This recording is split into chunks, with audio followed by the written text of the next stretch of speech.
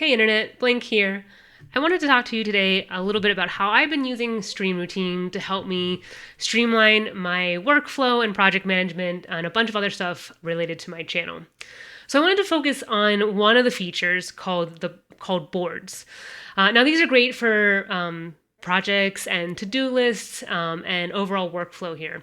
And I want to talk about how I've set up one of my boards, and you can have multiple ones, but I have a board here set up for games, updates, drops, new maps, those sort of concrete game-related events that happen. So that I can sort of keep in mind what's coming up in the future, what I want to keep an eye on, and the sort of timeline that those happen, which helps me really control my stream schedule. So the way that I've set up my board here is I've got a couple categories. One for immediate. Those are the things that are coming up in like the next few weeks, the next month, that I definitely want to make sure that I don't miss out on.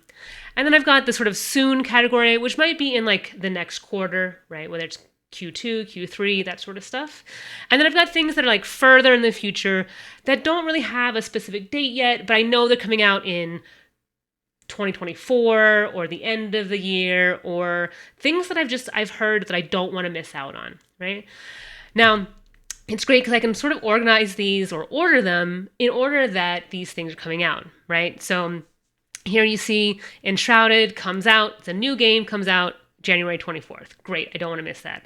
Next up, I'm in the Skull and Bones beta, and that comes out on February 8th, right? It's got drops. I want to make sure that I don't miss that either. Right, and then I've ordered them in order of timeline here.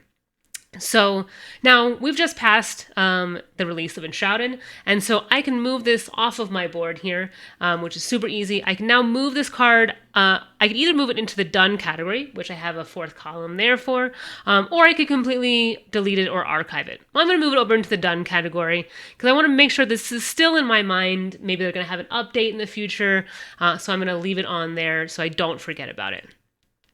Now I might look over at my soon category and say, okay, is there anything else that's coming up soon?